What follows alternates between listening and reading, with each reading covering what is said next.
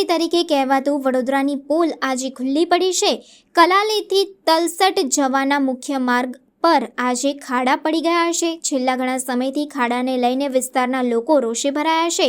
જ્યારે આ વિસ્તારમાં એક પ્રખ્યાત મંદિર આવેલું છે, સરકારી શાળા આવેલી છે, સાથે સાથે ડાયાલિસિસ માટેની હોસ્પિટલ પણ આવેલી છે। જ્યારે આજે કલાલી ગામના લોકો એકત્રિત થઈને તંત્ર સામે આક્રોશ વ્યક્ત કર્યો હતો। જ્યારે આ ખાડા પૂરવામાં આવે ત્યારે પૂરતા પ્રમાણમાં કામગીરી કરવામાં આવતી નથી। ડામર નાખવામાં આવ્યા છે છતાં પણ ડમરીઓ ઉડી જાય છે। આવી તંત્રની પોલ જોવા મળી રહી છે, જેને લઈને આજે કલાલીના રહીશોએ તંત્ર સામે આક્રોશ વ્યક્ત કર્યો હતો। મેં તલસટ ગામનો છું, એટલે મારે પાણી ભરાય છે રોડ પર અને ખાડાઓ બહુ પડી ગયા છે અને ગામના લોકોને બધાને બહુ તકલીફ થાય છે અને કોઈ કાઉન્સિલર કોઈ જોવા આવતા નથી। વરસાદમાં પાણી પણ બહુ ભરાઈ જાય છે, પાણી કોઈ જોવા નહીં આવતું। હું નિલેશ ઉત્તેકર એક કલાલી ગામ બાગોરે ઊભો છું। હમણાં અમારો રજૂઆત એવી છે કે અમારા રસ્તાનો પ્રોબ્લેમ છે અને દર ચોમાસાએ અહીં કમર જેટલું પાણી ભરાય છે।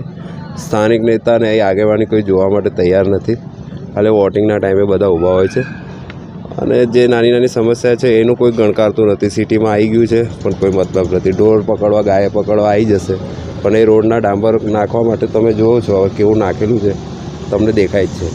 જ્યારે રોડ પર આ પાણીનો કોઈ નિકાલ નથી, નહીં રોડના ખાડાના ઠેકાણા નથી। એ તમારી રીતે અમે કહેવા માંગીએ છીએ। નિલેશ ઉત્તેકર।